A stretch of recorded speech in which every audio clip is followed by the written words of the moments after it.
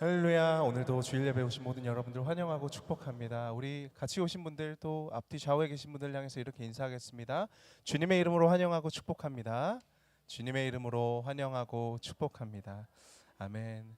다윗이 시편 23편에서 자신의 인생을 돌아보며 노래할 때 그는 자기가 사망의 음침한 골짜기를 다니지 않아도 됨을 감사한 것이 아니라 그가 비록 연약함과 부족함 가운데 사망의 음침한 골짜기와 같은 인생길을 지나갈 때에도 주님의 선하심과 인자하심이 반드시 나를 따라갈 것이기 때문에 감사했습니다. 여러분, 동일하게 우리의 삶과 주님 앞에 살아가는 우리의 모든 인생이 고난이 없고 어려움이 없음으로 감사한 것이 아니라 그 가운데에서도 주님의 선하심과 인자하심이 반드시 우리를 따를 것이라는 그 믿음으로 우리가 감사할 줄로 믿습니다. 이 시간 함께 찬양하면서 우리의 손을 붙잡으시는 우리의 목자 되신 여호와 하나님을 함께 고백하며 나아가겠습니다.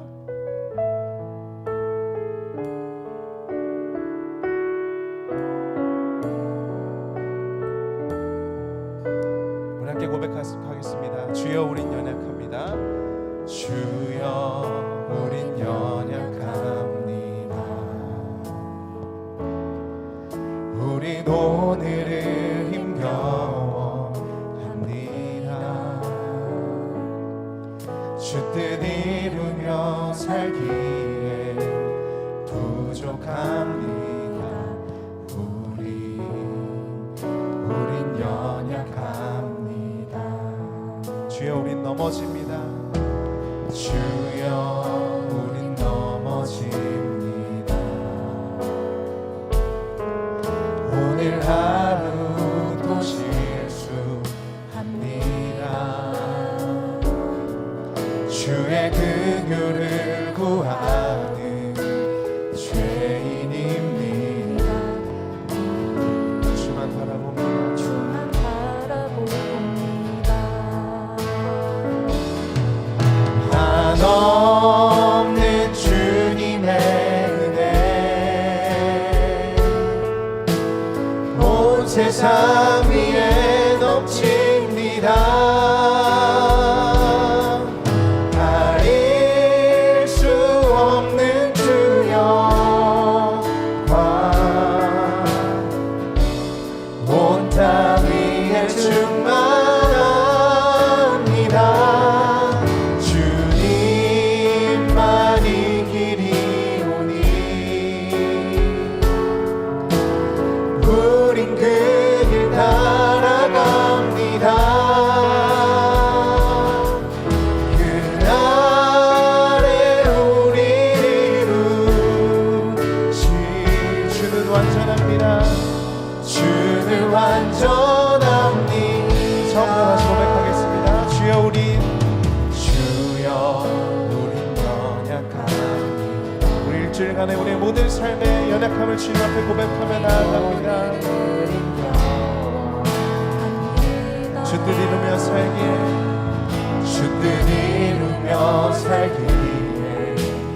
부족합니다. 우린 연약합니다. 주여 우린 넘어집니다. 주여 우린 넘어집니다. 오늘 하루도 실수합니다. 주의 긍휼을 구하는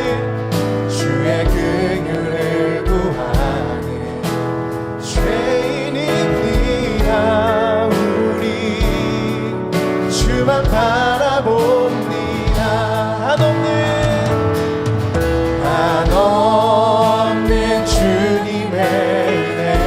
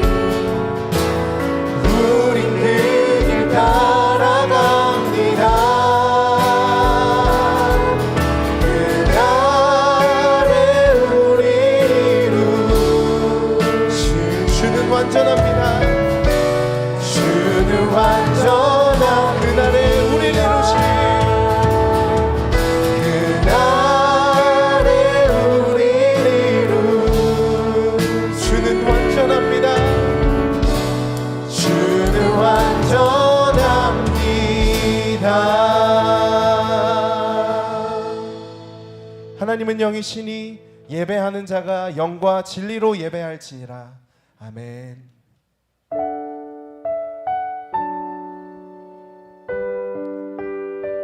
여호와가 우리의 목자 되시는 삶, 진정한 행복과 기쁨과 감사되는 삶을 우리 함께 노래하며 나아가겠습니다. 화려하지 않아도 정결하게 사는 삶, 가진 것이 적어도 감사하며 사는 삶, 내게 주신 작은 힘 나눠주며 사는 삶, 이것이 나의 삶의 행복이라오. 눈물 날 일 많지만 기도할 수 있는 것, 억울한 일 많으나 주를 위해 찾는 것, 비록 짧은 작은 삶 주 뜻대로 사는 것, 이것이 나의 삶의 행복이. 다시 한번 처음으로 고백하겠습니다. 화려하지 않아도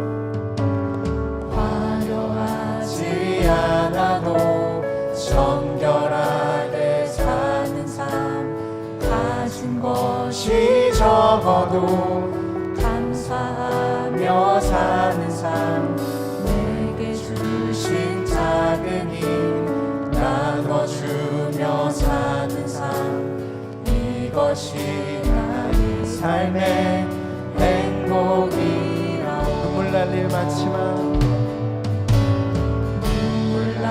일 많지만 기도할 수 있는 것, 억울한 일 많으나 주를 위해 참는 것, 비록 짧은 작은 삶 주 뜻대로 사는 것, 이것이 나의 삶의 행복이라오.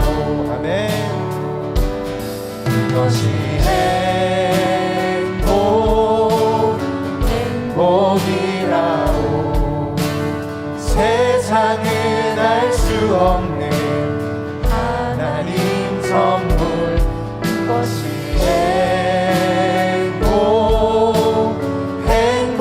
행복이라오. 하나님의 자녀로 살아가는 것, 이것이 행복이라. 눈물 날 일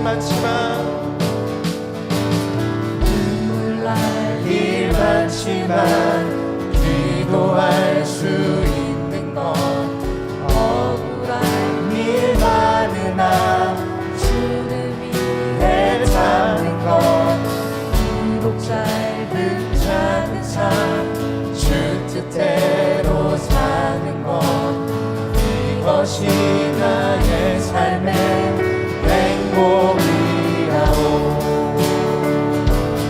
이것이 행복이라오. 세상은 알 수 없는 하나님 선물, 이것이 행복이라오. 하나님의 자녀로 살아가는 것, 이것이 행복이라오. 이것이 행복이라오. 세상은 알 수 없는 하나님 선물, 이것이 행복이라오.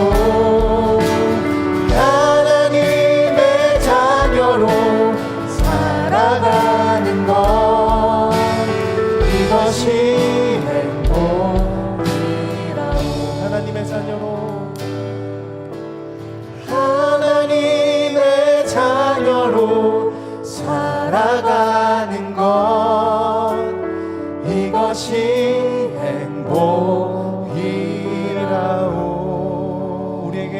시간 행복 주신 주님께 영광의 박수 올려드립니다.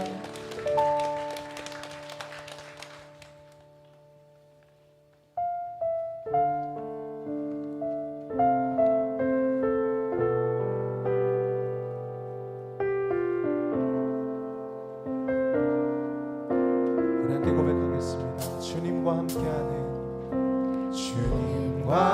함께하는 이 고요한 시간 주님의 보좌 앞에 내 마음을 쏟네 모든 것 아시는 주님께 감출 것 없네 내 맘과 정성 다해 주 바라나이다 나 염려하지 않아도 나 염려하지 않아도 내 쓸 것 아시니 나 오직 주의 얼굴 구하게 하소서 나 이해할 수 없을 때라도 감사하며 날마다 순종하며 주 따르오리라 온 마음 다해 사랑합니다 온 마음 다해 주 알기 원하네 내 모든 삶 당신 것이니 주만 섬기리 온 마음 다해 나 염려하지 않아도 염려하지 않아도 내 쓸 것 아시니 나 오직 주의 얼굴 구하게 하소서 다 이해할 수 없을 때라도 감사하며 날마다 순종하며 주 따르오리라 맘 다해 사랑합니다 온 맘 다해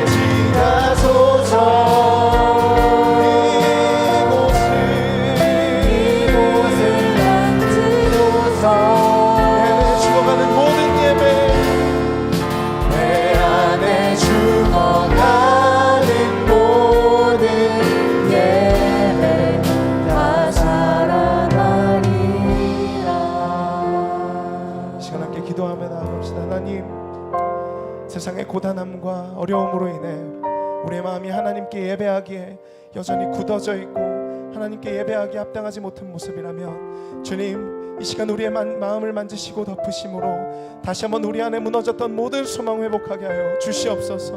우리의 삶에 죽어가는 모든 예배가 다시 한번 살아나게 하여 주시옵소서. 그리하여서 주님의 임재가 있는 예배, 온 마음을 다해 주님을 사랑하기를 고백하는 예배 되게 하여 주시옵소서. 이 시간 우리의 마음을 만지시는 주님을 의지하며 함께 간절히 기도하며 나아가겠습니다. 주님, 돌같은 우리의 마음을 만져주시옵소서. 우리를 만지시고 덮으심으로 다시 한번 주님을 향한 모든 소망 회복되게 하여 주시옵소서. 주님, 지극히 높으신 주님의 지성소로 들어가기를 원합니다. 온 마음을 다해 주님의 사랑을 가기를 고백하기 원합니다. 이곳을 덮으시고 이곳을 비춰 주시옵소서. 이곳을 지나시옵소서. 우리의 마음을 만져주시옵소서. 우리 안에 죽어가는 예배가 회복되게 하시고 우리 안에 무너졌던 모든 소망이 회복되게 하셔서 참으로 하나님이 기뻐하시는 예배자로 다시 한번 주님 앞에 기쁨 받는 예배자로 서게 하여 주시옵소서.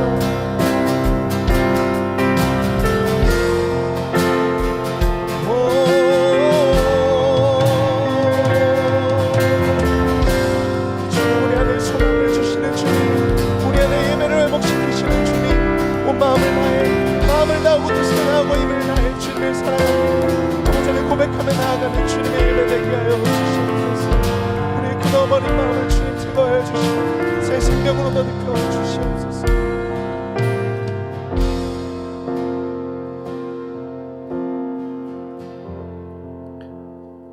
우리의 소망 되시는 하나님 아버지, 은혜와 사랑을 감사합니다. 부족하고 허물 많은 저희들을 사랑하셔서 지난 한 주간도 우리의 생활을 주장하여 주시고 오늘 거룩한 주일을 맞이하여 하나님께 예배드리게 하시니 감사합니다. 온 성도들이 영과 진리로 예배를 드리오니 홀로 영광 받아 주시옵소서. 거룩하신 하나님 아버지, 그동안 계속되는 코로나의 생활 속에서 우리의 몸과 마음이 점점 하나님 품에서 멀어져가는 저희들의 부족하고 어리석음을 이 시간 고백하고 회개하오니 우리의 죄를 용서하여 주시옵소서.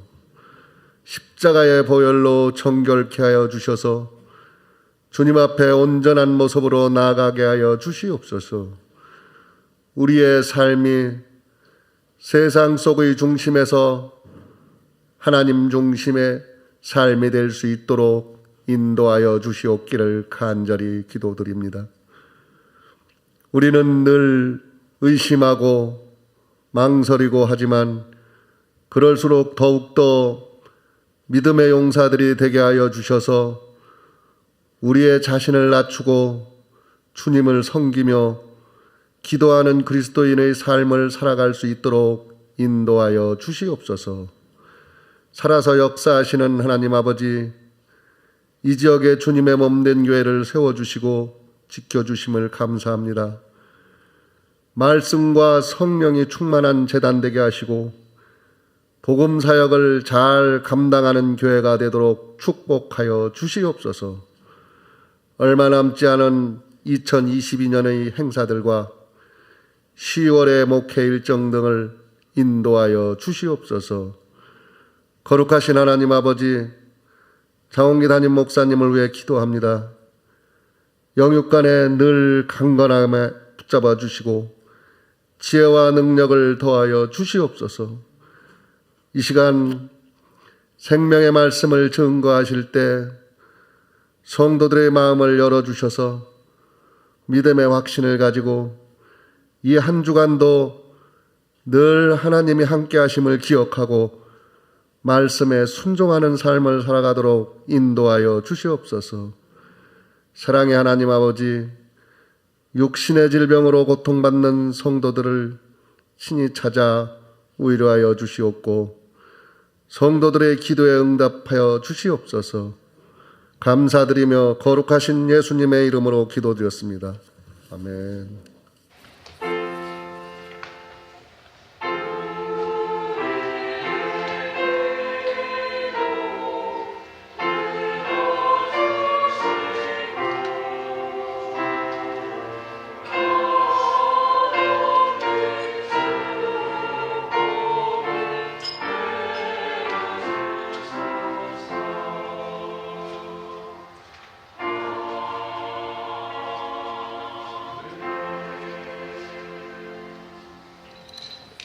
오늘 주실 하나님의 말씀 함께 보겠습니다.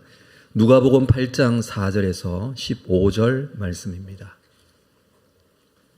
누가복음 8장 4절에서 15절 말씀 한 절씩 교독하겠습니다. 각 동네 사람들이 예수께로 나아와 큰 무리를 이루니 예수께서 비유로 말씀하시되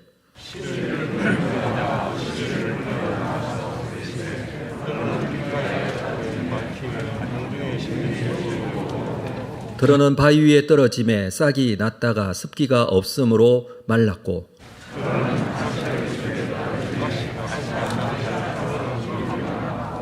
들어는 좋은 땅에 떨어짐에 나서 100배의 결실을 하였느니라. 이 말씀을 하시고 외치시되 들을 귀 있는 자는 들을지어다. 이르시되 하나님 나라의 비밀을 아는 것이 너희에게는 허락되었으나 다른 사람에게는 비유로 하나니 이는 그들로 보아도 보지 못하고 들어도 깨닫지 못하게 하려 함이라. 길가에 있다는 것은 말씀을 들은 자니 이에 마귀가 가서 그들이 믿어 구원을 얻지 못하게 하려고 말씀을 그 마음에서 빼앗는 것이요.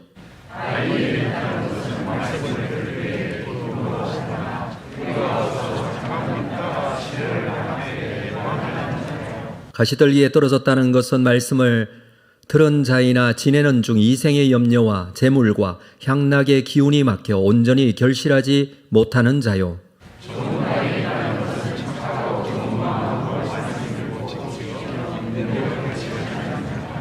아멘. 준비하신 헌금 하나님께 드리겠습니다.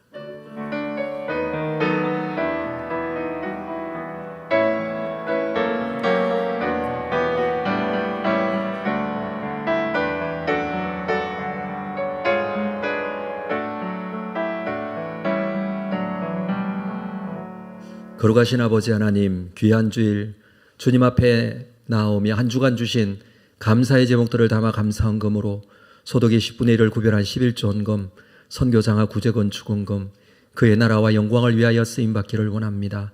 감사로 주신 이 놀라운 은혜에 우리가 더욱더 큰 은혜에 감사로 나아가게 하시고 하나님께서 이루실 그의 나라를 믿음으로 소망하게 하여 주옵소서.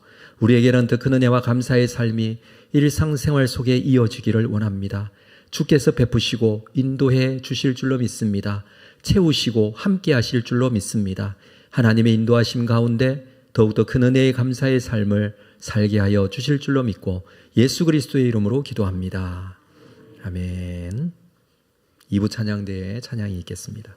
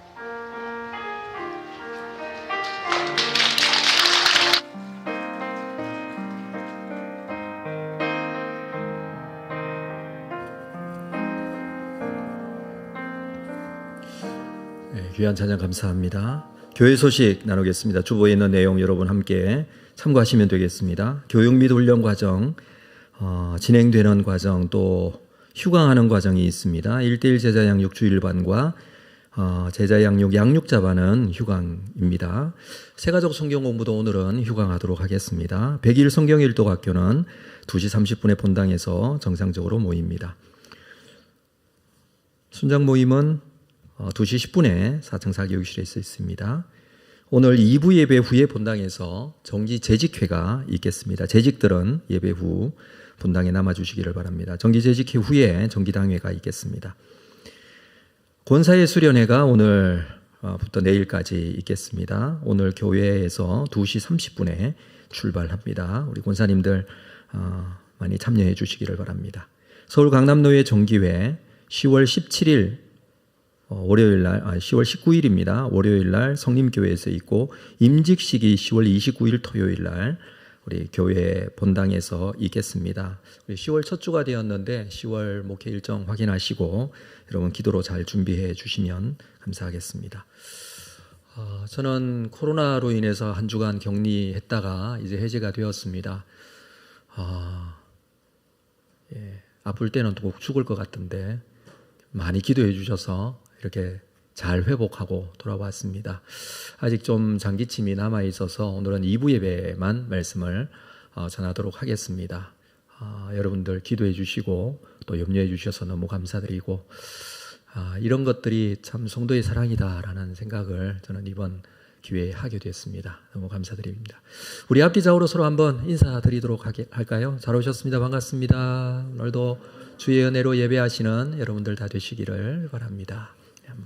제가 한번 기도하고 말씀 나누겠습니다. 거룩하신 아버지 하나님, 귀한 주일 주님 앞에 나아갑니다. 주의 말씀하심과 함께 하심을 기대합니다.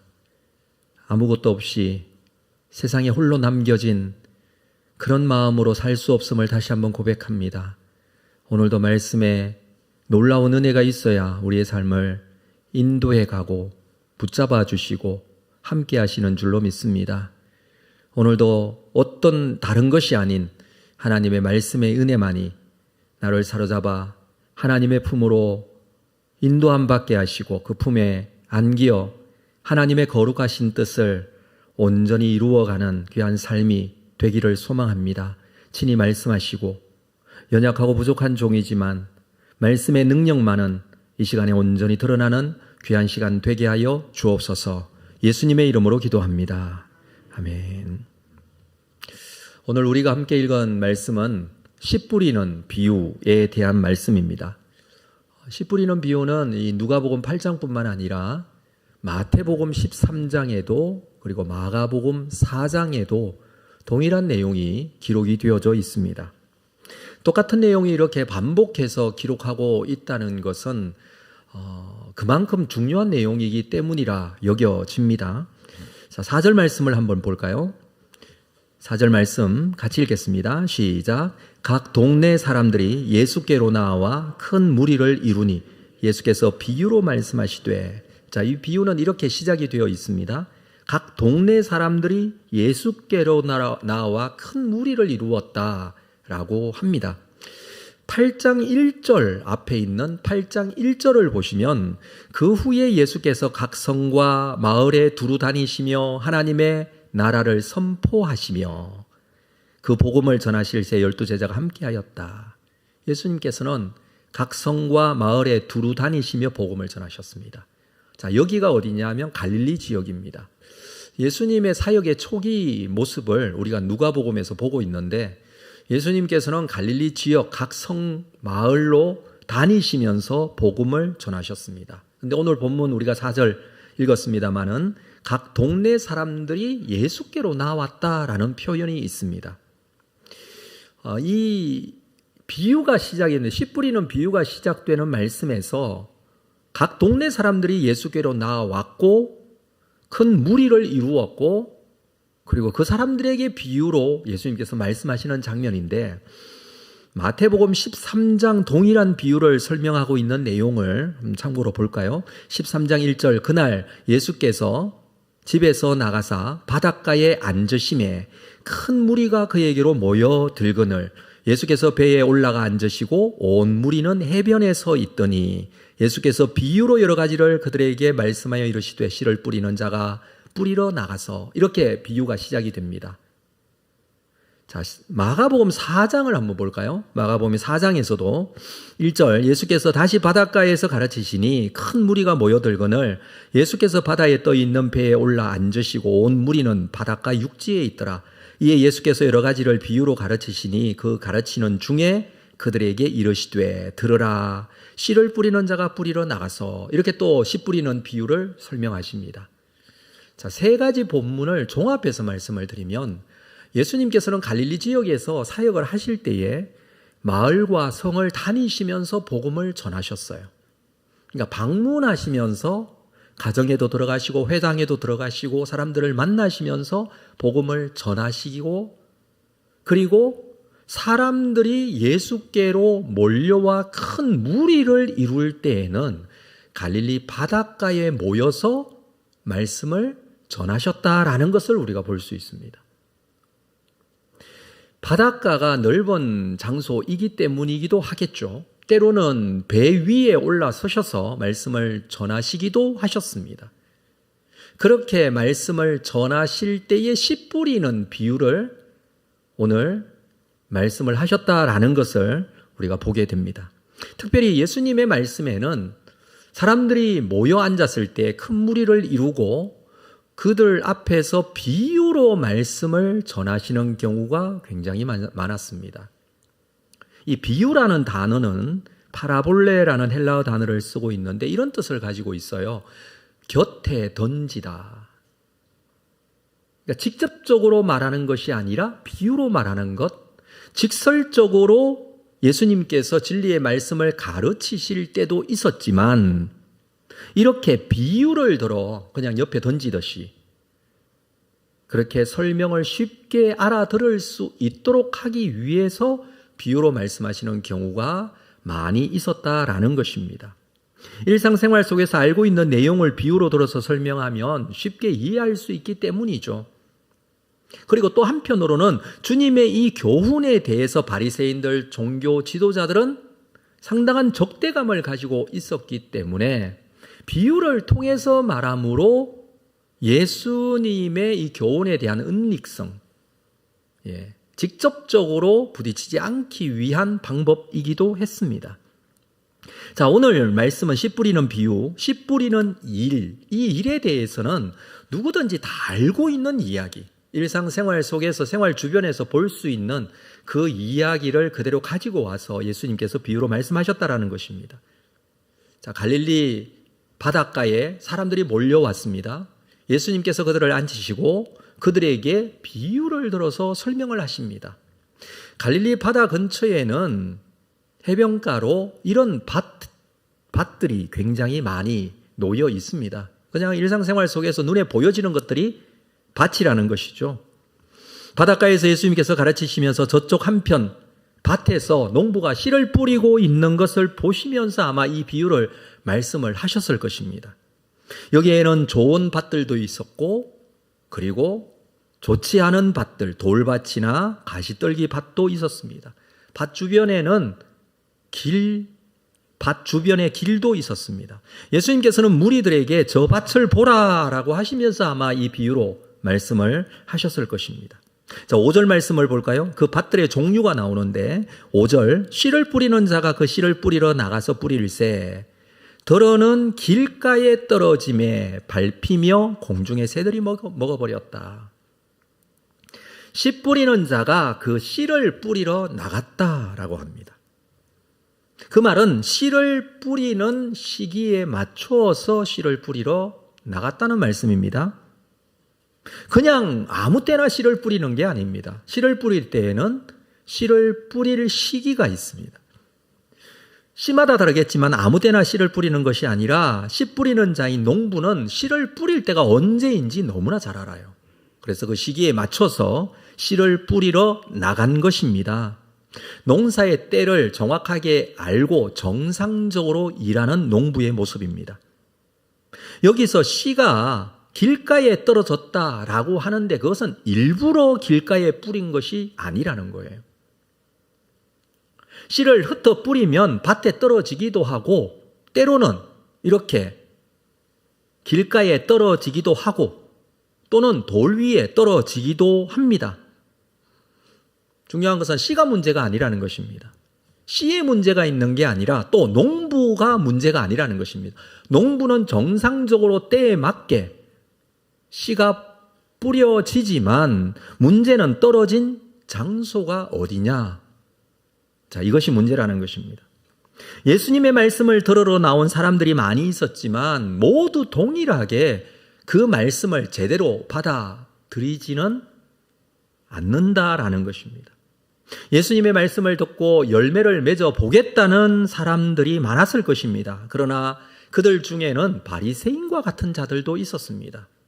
어떻게든지 그 교훈의 흠집을 잡고 또는 그 잘못된 가르침을 찾아내어서 공격하려는 목적을 가지고 있는 자들도 있을 수 있고 뿐만 아니라 또 어떨 경우에는 한번 들어보자, 한번 들어보고 내가 이게 유익한지 안 유익한지 내가 한번 판단해 보겠다.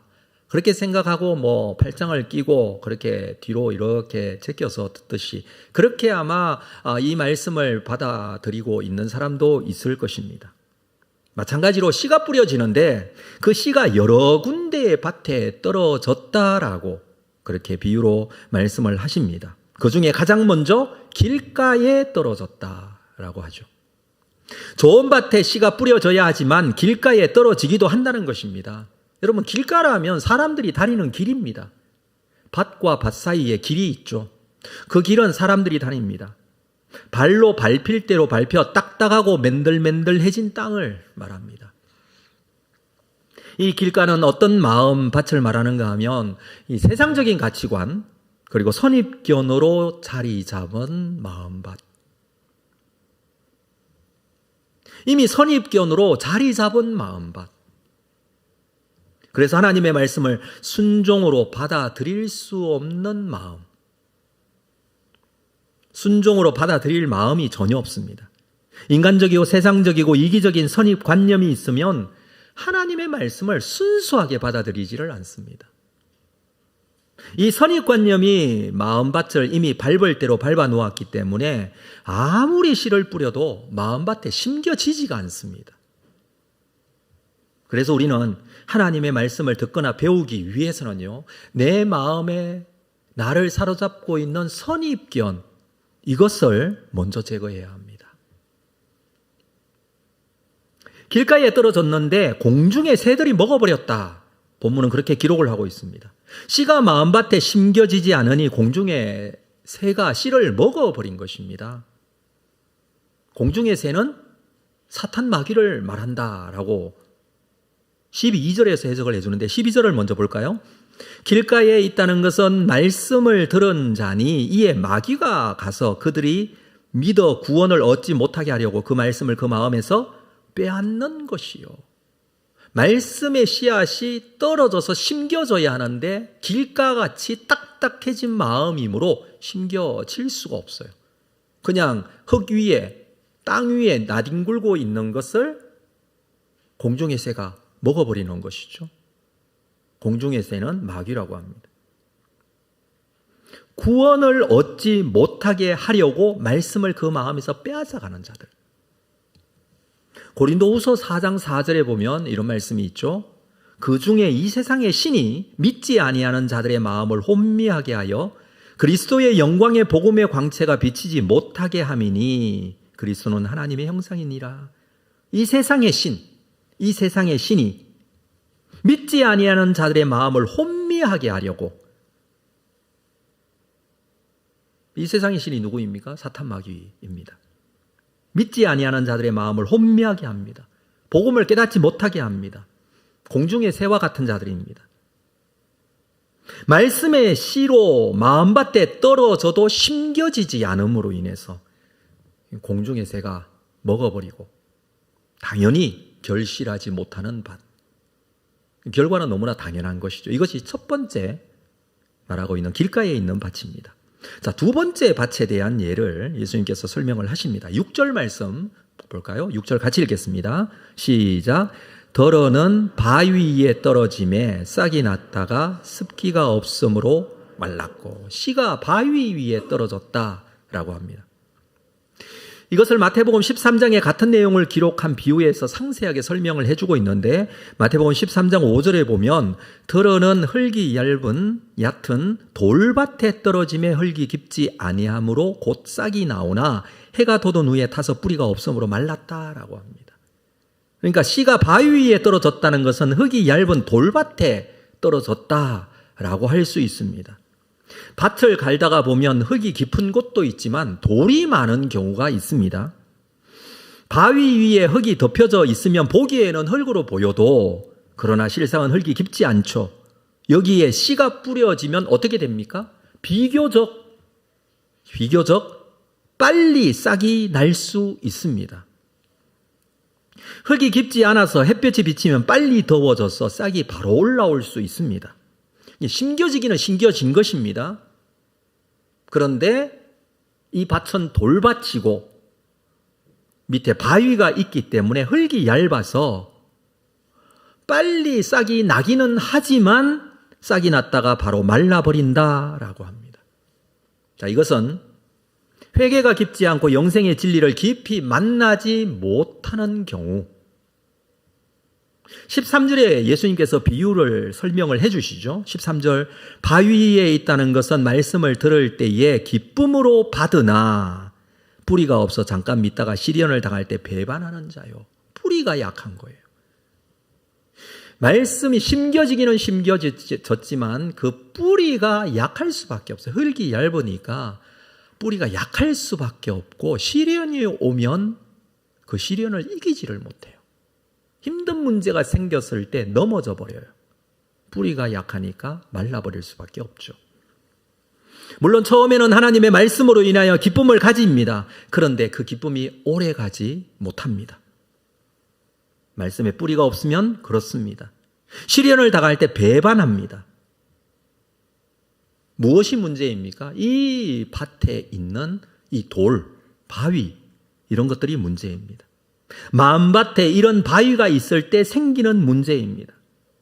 자, 이 바위는요, 하나님 나라가 기준이 아니고, 하나님의 말씀이 기준이 아니고, 신앙이 기준이 되지 못하고 이 땅의 것이 기준이 되어버리는 경우, 언뜻 보기에는 말씀을 기쁨으로 받아 신앙생활에 문제가 없어 보일 수도 있습니다. 그 기준을 자기 마음에 간직하고 있으니까 다른 사람 볼 때는 구별이 되지 않을 때도 있습니다. 오히려 어떤 경우에는 다른 사람보다 빨리 반응할 수도 있고 열심을 낼 수도 있는 것 같습니다. 빨리 싹이 난다고 그랬습니다. 문제는 뿌리가 없습니다. 성경적 가치관과 영생의 진리가 없습니다. 하나님을 깊이 만나고 깊이 회개하는 그런 경험이 없습니다. 해가 돋은 후에 뿌리가 약해 말라버립니다. 그래서 돌 같은 심령이 될 수 있습니다. 자, 이 밭의 문제는 이 돌 같은 것들을 골라내야 합니다. 어떤 피상적인 뉘우침이 아니라 진정한 회개, 하나님 앞에 나의 죄인됨을 깊이 회개하고 하나님을 깊이 만나야 합니다. 그렇지 않으면 그 속에 들어와 있는 죄의 뿌리로 인하여 또 돌 같은 완악하고 강팍한 마음 그대로 간직하고서는 결실할 수가 없습니다. 이것이 두 번째 밭의 모습입니다. 자, 세 번째 밭을 볼까요? 7절 말씀에 세 번째 밭을 이렇게 설명을 합니다. 더러는 가시떨기 속에 떨어짐에 가시가 함께 자라서 기운을 막았고, 가시떨기 밭이라고 합니다. 씨가 가시떨기 속에 떨어집니다. 그런데 가시가 함께 자라서 기운을 막습니다. 그래서 잘 자라지 못합니다. 자, 이것에 대한 해석은 14절에 나오는데, 가시떨기에 떨어졌다는 것은 말씀을 들은 자이나, 이것도 말씀이 심겨졌어요. 말씀을 들었습니다. 그런데 지내는 중 이생의 염려와 재물과 향락의 기운이 막혀 오히려 결실하지 못하는 자라고 합니다. 가시떨기에 떨어졌다는 것은 말씀을 들은 자라고 했습니다. 문제는 함께 가시떨기가 자라고 있다. 그래서 이 싹이 정상적으로 자라는 것을 막습니다. 가시떨기가 뭐라고 설명을 합니까? 이생의 염려와 재물과 향락 이렇게 말하죠. 두 가지로 좀 구분을 해보겠습니다. 이생의 염려는요, 성격적으로 위협하는 거예요. 이생의 염려.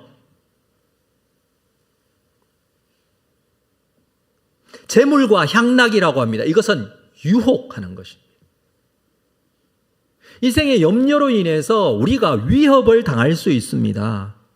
강한 힘으로 질식시키는 것이 위협인데 이생의 염려, 걱정에 사로잡혀서 질식할 것 같은 그런 어떤 위협을 당할 수 있다는 것입니다. 우리가 살면서 그런 경우 많죠. 일상생활 속에서 위협당할 정도로 이생의 염려에 사로잡히는 경우들이 있지 않습니까? 이러면 안 될 것 같고, 이러면 내가 뒤처질 것 같고, 이러면 내가 망할 것 같고, 이런 경우 있지 않습니까? 그것이 바로 이생의 염려로 말미암아 이 가시떨기가 자라는 것입니다. 뿐만 아니라 재물과 향락, 이건 유혹이에요. 유혹.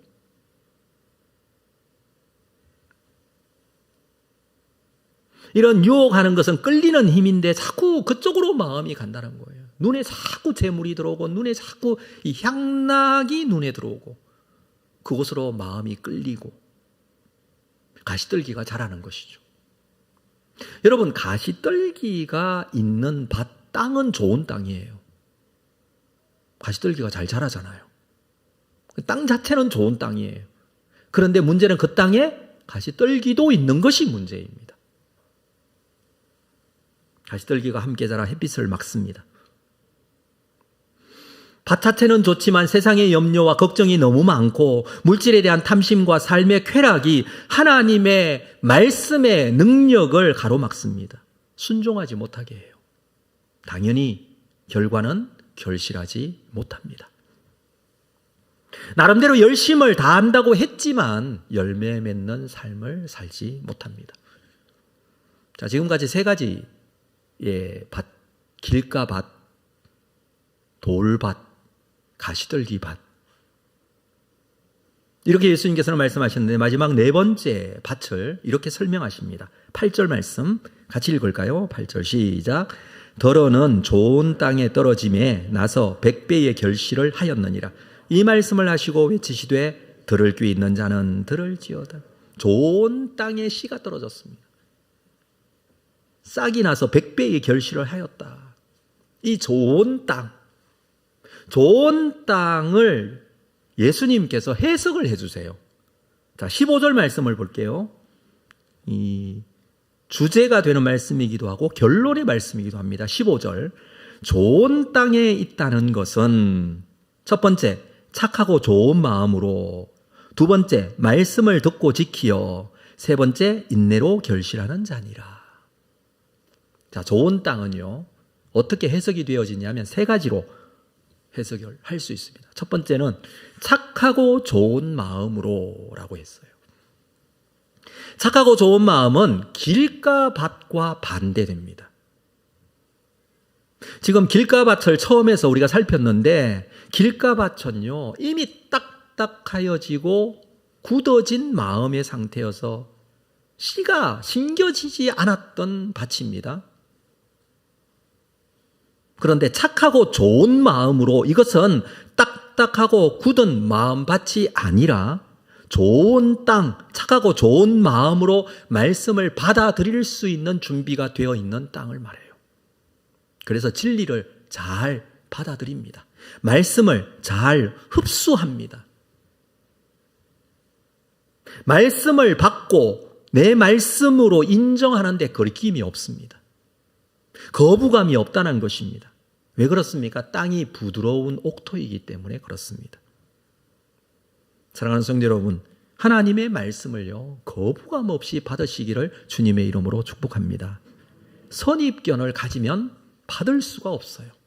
이미 마음이 딱딱하고 굳어져 있는 상태와 같습니다. 딱딱한 길가와 같은 마음밭은요, 갈아엎어져야 돼요. 착하고 좋은 마음을 가져야 합니다. 자, 두 번째로 설명하시기를 말씀을 듣고 지킨다라고 해주고 있습니다. 말씀을 듣고 지킨다고 하는데 이것은 돌밭과 반대되는 상황입니다. 돌밭은 어떻습니까? 마음밭에 돌과 같은 것들이, 바위와 같은 것들이 섞여 있습니다. 말씀을 듣고 지키고 카테코라는 이 단어는요, 무슨 뜻을 가지고 있냐면 굳게 붙든다라는 뜻을, 붙잡는다라는 뜻을 가지고 있는데, 마음이 강팍한 그런 어떤 바위가 붙잡고 있는 것이 아니라 말씀이 그 마음을 붙잡고 있는 상태를 말합니다. 그게 말씀을 지키는 겁니다. 마음밭이 말씀이 아닌 다른 돌과 같은 탁탁하고 굳어지고 단단한 마음의 강팍한 마음, 마음의 쓴 뿌리, 마음에 굳어진 세상적인 가치관, 이런 것들이 마음을 붙잡고 있으면요, 절대로 결실을 하지 못합니다. 그러나 그 마음을 무엇이 붙들고 있어야 되느냐 하면 말씀이 붙들고 있어야 돼요. 그래서 말씀을 지킨다라는 표현이 말씀이 붙든다라는 뜻입니다. 말씀이 붙들고 있기 때문에 그 말씀대로 순종합니다. 그리고 당연히 말씀의 열매가 맺힙니다. 마음속에 굳게 자리 잡은 비성경적이고 비신앙적인 이 돌들을 우리의 마음에서 골라내야 됩니다. 세 번째로 이렇게 말씀하시죠. 인내로 결실한다라고 합니다. 이것은 가시떨기와 반대로 세상의 염려, 재물, 향락을 배척하고 이겨나가는 생활을 말합니다. 가시떨기도 함께 자라면서 햇볕을 맞지 못하도록 기운을 막아버리는 경우 가시떨기 밭이라고 말씀을 드렸는데, 이러한 세상의 염려, 걱정거리들, 이것들이 몰려올 때 우리는 인내로 결실해야 합니다. 끝까지 인내해야 합니다. 재물의 유혹이 있을 때에 인내해야 합니다. 향락의 유혹이 있을 때에 인내해야 합니다. 그 결과는 어떻습니까? 결실로 나타난다라고 말씀을 해주고 있습니다. 사랑하는 성도 여러분, 착하고 좋은 마음으로, 그리고 말씀을 듣고 지키면서 인내로 결실하면서 하나님께서 맺게 해주실 놀라운 결실의 은혜가 있게 될 것을 약속해 주는 말씀입니다. 결과는 어떻습니까? 100배의 열매로 나타난다 라고 했죠. 이것은 생각 외로 굉장한 결과가 왔다는 것입니다. 당연한 결과가 아니라 놀라운 하나님의 복이 임했다라는 뜻이에요. 그냥 심었으면 당연히 100배가 나겠지, 이 뜻이 아닙니다. 100배로 결실했다라는 것은 하나님께서 100배로 은혜를 베풀어 주셨다라는 뜻이에요. 창세기 26장 12절에 보면 이삭이 그 땅에서 농사하여 그 해에 100배나 얻었고 여호와께서 복을 주셨다, 이렇게 표현하고 있어요. 이 100배는 당연한 결실이 아니라 하나님께서 복을 주신 것입니다. 하나님께서 엄청난 복을 주신다라는 것입니다. 그래서 100배의 축복이 임한 것입니다. 여러분, 이렇게 쉽게 생각해 보십시오. 직장인의 연봉이 100배를 받게 되었다. 당연한 겁니까? 당연한 게 절대가 될 수 없습니다. 엄청난 일이라는 것입니다. 우리는 말씀에 순종하고 말씀대로 살았는데 결실은 하나님께서 100배로 주신다라는 말씀입니다. 그래서 8절 마지막에 보면 이 말씀을 하시고 외치시되 들을 귀 있는 자는 들을지어다 라고 했습니다. 세상에 귀 없는 자가 어디 있습니까? 그런데 왜 들을 귀 있는 자는 들으라고 합니까? 그것은 이 말씀은 순종할 마음이 있는 자는 듣고 순종하라라는 것입니다. 순종하는 자에게 주시는 100배의 놀라운 결실, 이것을 허락하시겠다라는 것입니다. 말씀을 정리하겠습니다.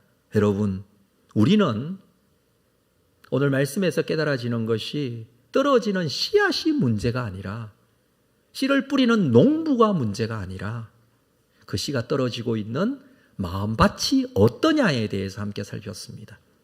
우리는 우리의 마음밭을 가꾸어야 합니다. 하나님의 말씀의 씨앗이 마음에 떨어져 자유롭고 풍성하게 100배의 열매가 맺힐 수 있도록 딱딱하고 굳은 마음을 갈아엎어야 합니다. 부드럽고 좋은 옥토로 만들어야 합니다. 마음에 강팍하고 악한 쓴뿌리가 돌로 남아있다면 그 돌밭에 있는 돌들을 골라내야 합니다. 그리고 가시떨기를 걷어내야 합니다. 이 생의 염려, 근심, 걱정이 아니라 재물과 향락을 쫓아가는 것이 아니라 하나님의 말씀에 붙들린 바 되어 그 말씀이 떨어지고 심겨지고 자라서 놀라운 영적인 열매를 맺게 되는 이 축복이 여러분 모두에게 있게 되기를 주님의 이름으로 축복합니다. 우리 자리에서 다 일어나시겠습니다. 말씀을 생각하시면서 이 찬양 함께 드리겠습니다. 주여 우린 연약합니다. 우리는 오늘을 힘겨워합니다. 주님의 은혜를 함께 찬양하겠습니다.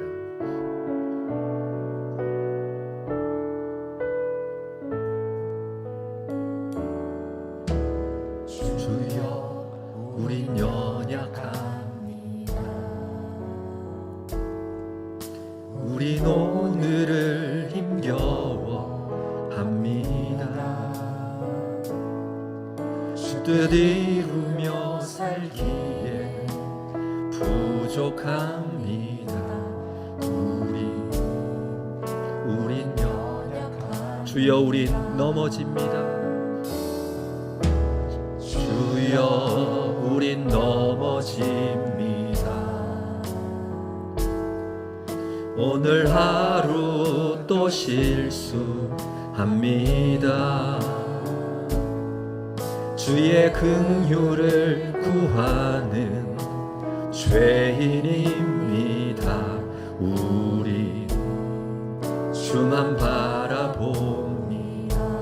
한없는 주님의 은혜, 한없는 주님의 은혜, 온 세상 위에 넘칩니다.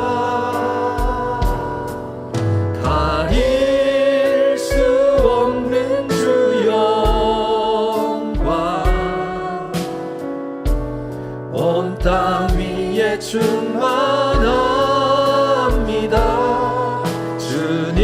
주님만 이기리오니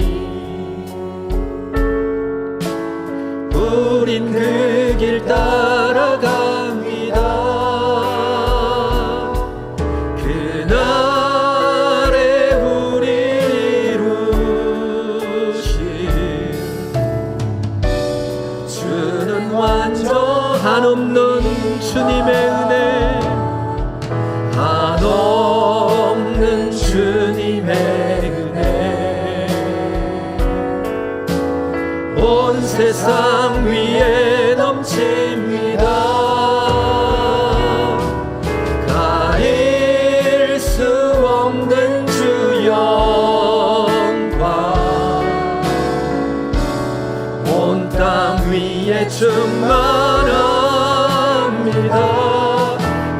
주님만 이기리오니 우린 그 길 따라갑니다.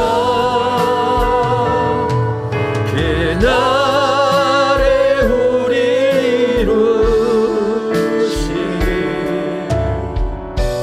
주는 완전 그날에 우리를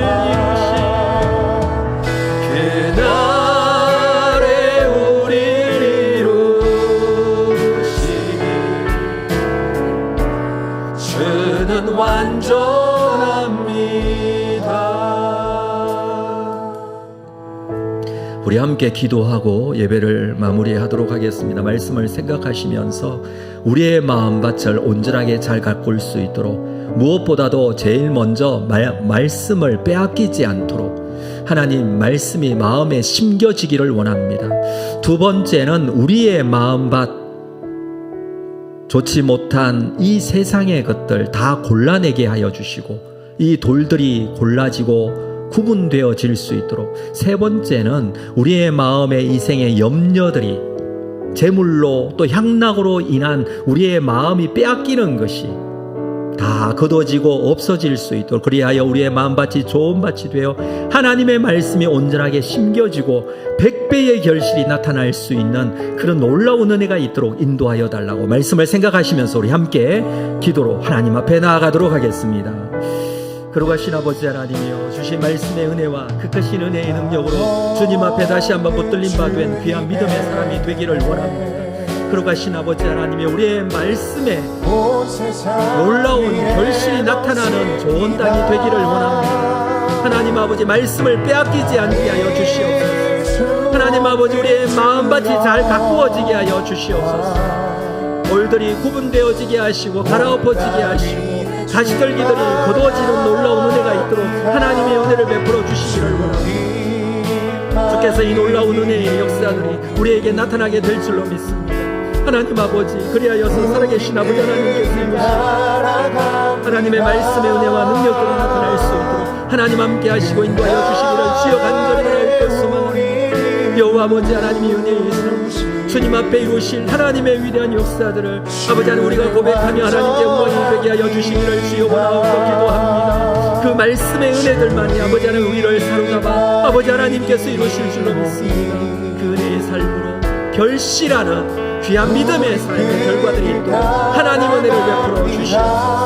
마음밭을 잘 가꾸어 열매 맺는 귀한 믿음의 사람으로 살아갈 수 있도록 하나님 함께 하실 줄로 믿습니다. 주의 은혜로 살게 하여 주시옵소서. 주님이여, 더 가까이 세워지는 인도하여 주시옵소서.